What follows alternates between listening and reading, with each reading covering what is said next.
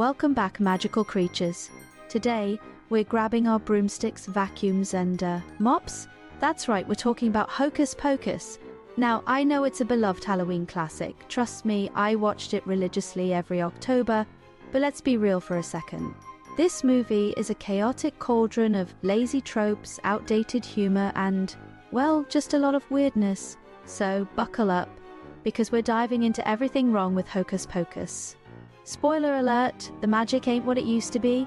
The Sanderson sisters, played by Bette Midler, Sarah Jessica Parker, and Kathy Najimy, are cartoonishly evil, reinforcing a tired old trope of witches as ugly, cackling villains obsessed with eternal youth. These characters are played for laughs, but in doing so, they reduce witches to shallow caricatures, robbing the craft of its depth, nuance, and historical significance. Alright, let's start with the Sanderson sisters' big plan, stealing the youth of children to stay young and fabulous forever. Sound familiar? That's because it's one of the oldest tropes in the witchy playbook, and Hocus Pocus doesn't even try to do anything new with it. Let's take a trip down memory lane to see just how many villains have used this tired trick. First up, Mother Gothel entangled. She kidnaps Rapunzel because of her magical hair that keeps her looking young.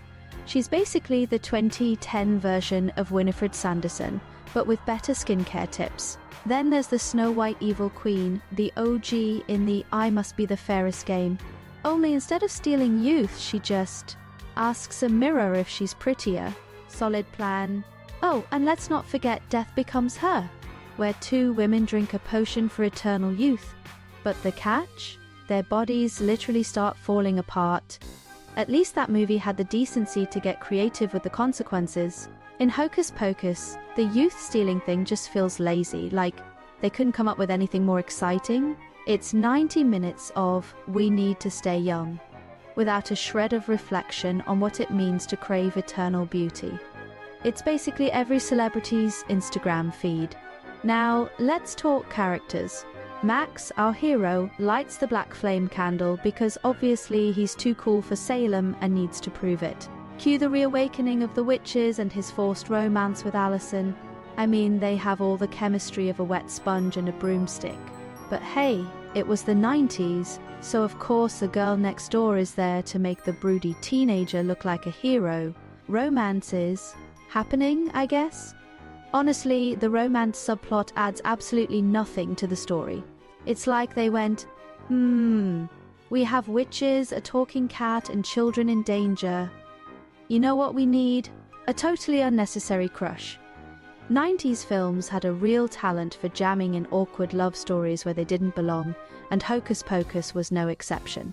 Speaking of characters, can we talk about Danny for a second? Max's little sister is somehow both the most adorable and the most irritating character in the movie. She's full of spunk and sass, but after 20 minutes, you're like, okay, we get it, you're the quirky younger sibling. Thanks, Hollywood. Okay, Halloween is supposed to be the ultimate spooky holiday, right? The one night when the veil between worlds is thin, where ghosts roam the earth and witches are at their most powerful. So why in Hocus Pocus does Halloween feel more like a cheap costume party? There's no exploration of the deeper meaning behind Halloween, like Samhain or the Festival of the Dead. The movie just plops some jack-o'-lanterns in the background and says, cool, that's Halloween, right? Compare this to movies like The Witch or Trick or Treat, which really dig into Halloween lore. Hocus Pocus treats it like an excuse for candy and costumes, completely ignoring the rich history behind it. Let's just talk about the main plot for a minute. 3 witches, brought back from the dead with one simple task: steal the life force of a few kids before sunrise or they're toast. Sounds straightforward, right? But what do the Sanderson sisters do instead? Spend half the night singing at parties and getting distracted by literally everything. You've been dead for 300 years, maybe focus on the task? Instead, what's their first move? Trying to figure out what a bus is.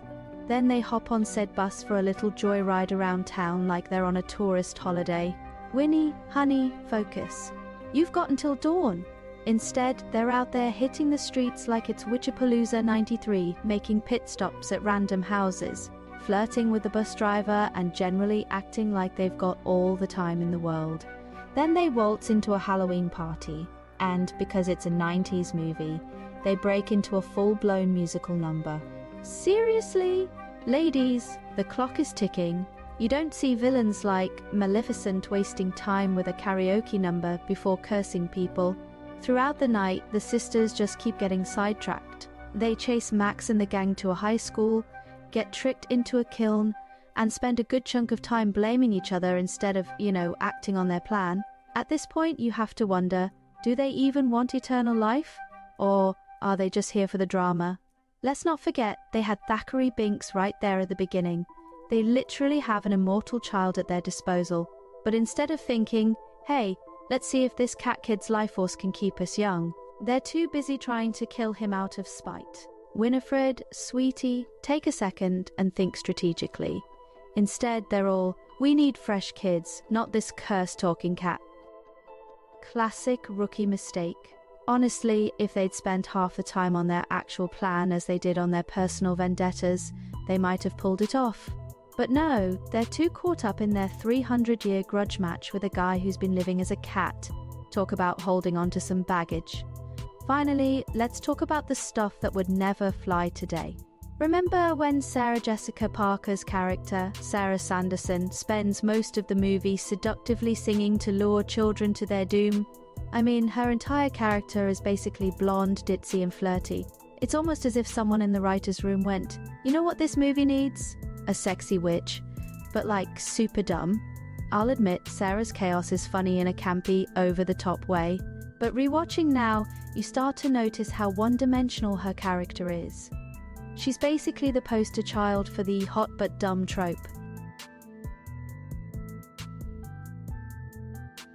In today's films, characters like this would be given at least a little bit of depth. In Hocus Pocus, she's just a walking punchline. Also, what's with the weird virgin shaming? Max is mocked a lot for lighting the black flame candle because he's a virgin. I mean, it's a Disney movie, why is this even a plot point? It feels weirdly out of place in a film marketed to families. It's almost like the writers were trying to slip in some edgy humor to appeal to teenagers, but it just comes off as cringy and unnecessary. In actual folklore and witchcraft traditions, witches represent wisdom, feminine power, and a connection to nature. But in Hocus Pocus, witches are relegated to the role of child-eating monsters. Sure, it's Disney, but the film never attempts to subvert these stereotypes or add any layers of complexity. So there you have it. Hocus Pocus could have been a film that celebrated witchcraft, drawing on the deep well of mythology and historical references, but instead, it treats magic as a gimmick. Where's the symbolism? And the Sanderson sisters had one shot, one night, to secure their eternal youth, and what do? Waste time singing at parties, goofing off with townsfolk, and getting sidetracked by every shiny object in sight. It's like watching 3 toddlers trying to pull off a bank heist. Hocus Pocus may hold a special place in our nostalgic hearts, but let's not pretend it's a flawless masterpiece. Between the lazy trope of stealing youth, the outdated humor, and the flat characters, it's clear this movie has had its day. And for those who say this film is feminist, we have 3 witches, the dumb one who is ridiculed for being fat, the overtly sexual dumb blonde, and the old crone. Please explain yourselves. Sure, it's fun, it's campy, and the Sanderson sisters have big energy, but the film is filled with missed opportunities, especially when you look at it through a modern lens. Is Hocus Pocus still a Halloween must-watch, or has the magic faded over the years? Let me know in the comments. And don't forget to subscribe for more spooky takes, witchy reviews, historical content, witch tips and more.